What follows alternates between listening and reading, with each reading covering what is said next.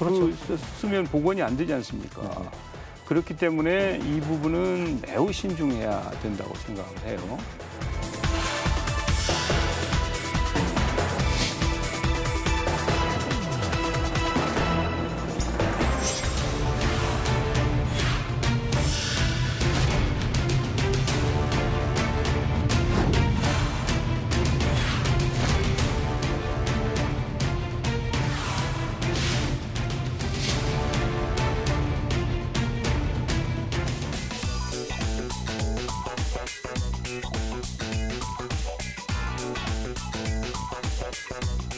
네, 주택 공급을 늘리기 위해서 정부가 그린벨트에 손을 댈 것인가 말 것인가.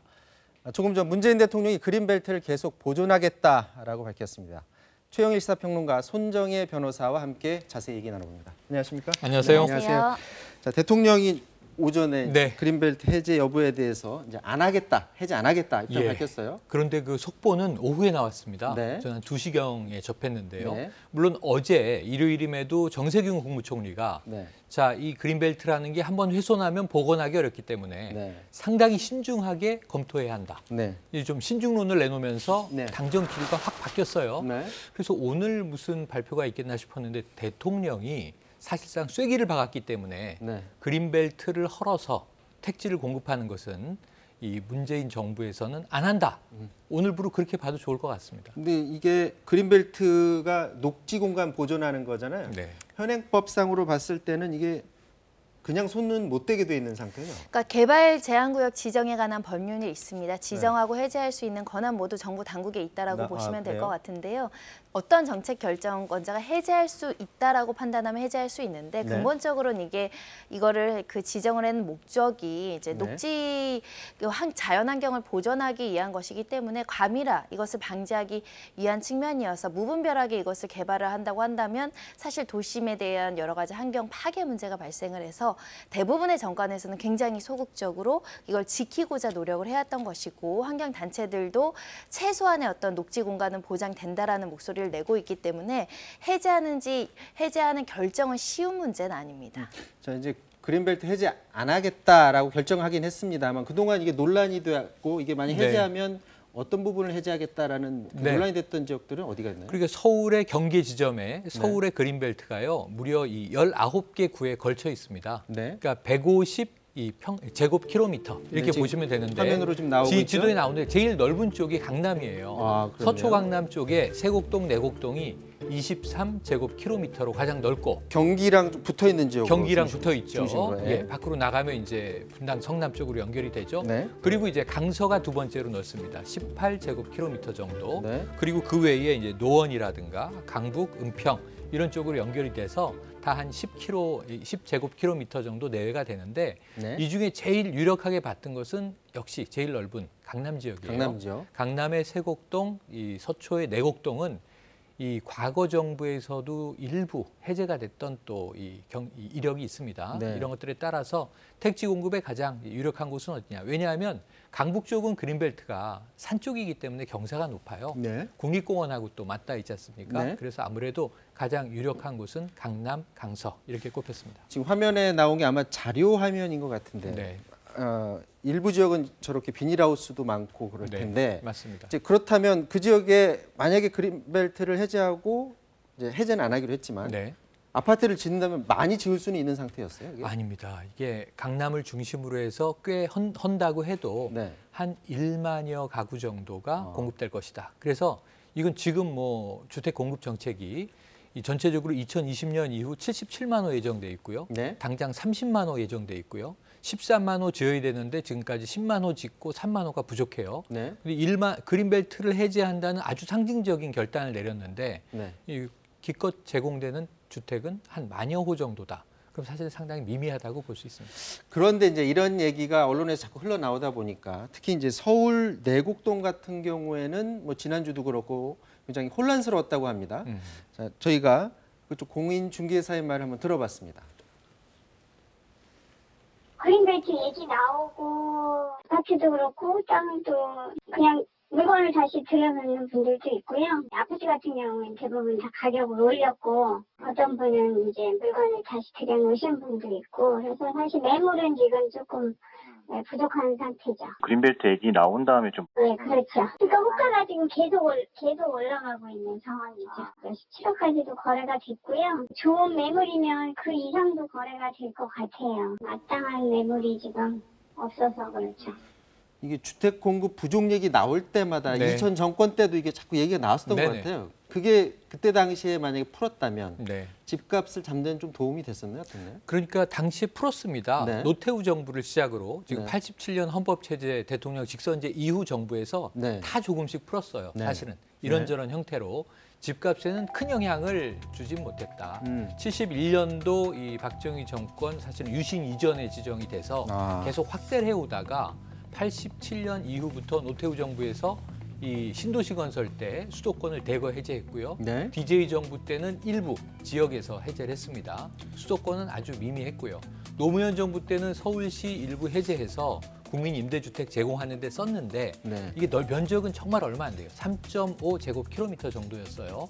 그리고 이제 MB 정부, 박근혜 정부 때도 보금자리 주택 여러 가지 건설하기 형태로 위해서 그때 다 그랬었죠? 조금씩 헐어왔습니다. 네. 그러니까 지금도 어떤 이야기가 있었냐면 대대적으로 할 수는 없다. 그리고 강북을 헐기는 어렵다.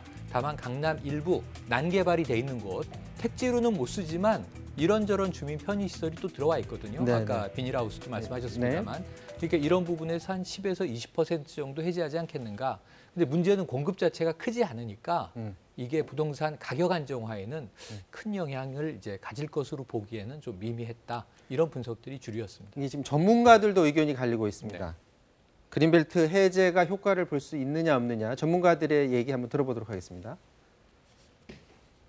그린벨트 내에 녹지가 있는 부분은 서울 수도권 사람들이 거의 허파입니다. 만약에 이제 개발하게 되면 주변 지역의 개발 효과 때문에 토지 가격이 올라가거나 주택 가격이 올라갈 수 있거든요.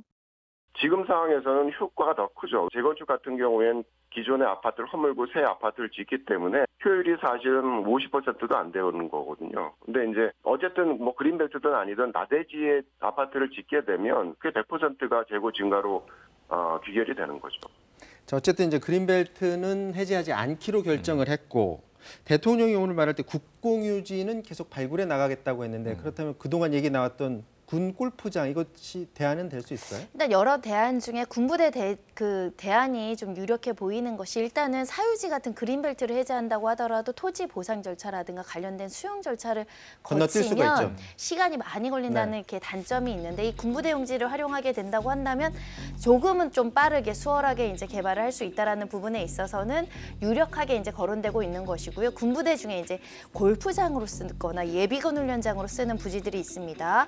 태릉 골프장, 내곡동 예비군 훈련장, 은평 인근 군부대도 지금 이야기가 나오고 있는 상황이고요.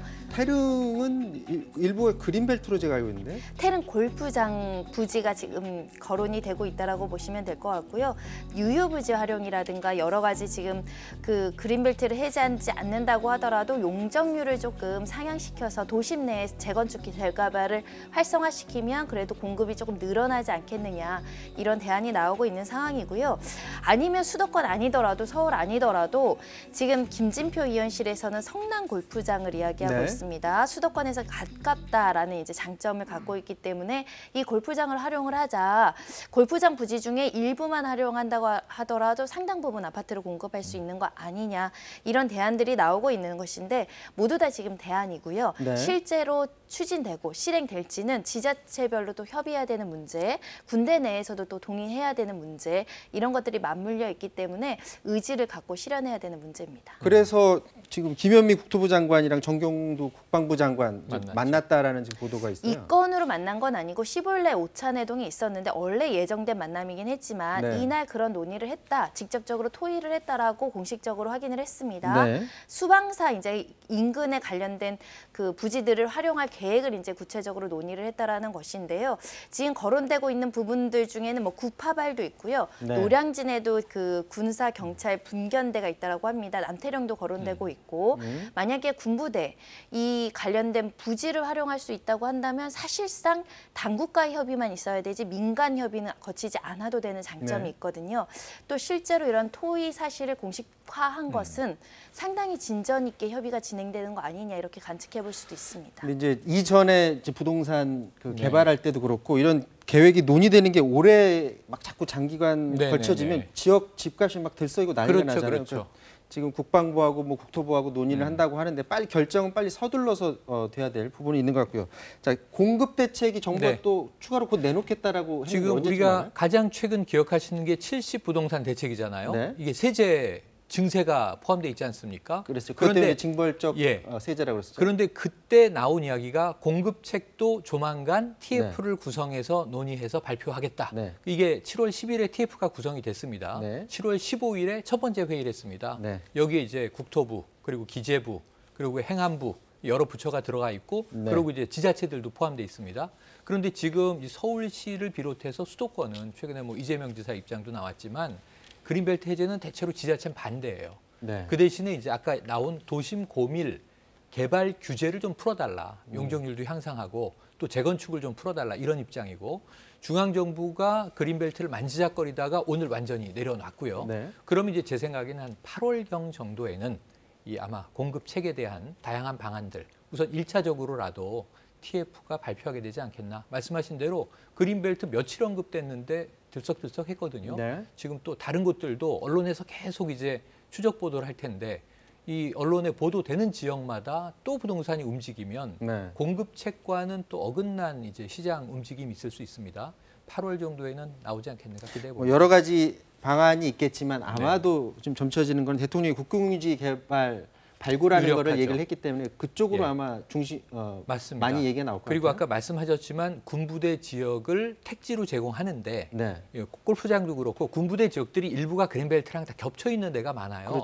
그런 부분들을 또 그린벨트를 피해서 실제로 택지로 공급할 수 있는 지역이 어느 지역이고 어느 정도 면적이 되고 몇 호 정도가 제공 가능한지가 다 계산이 돼서 종합된 다음에 발표가 될 것으로 봅니다. 네, 그린벨트 얘기는 여기까지 하도록 하고요.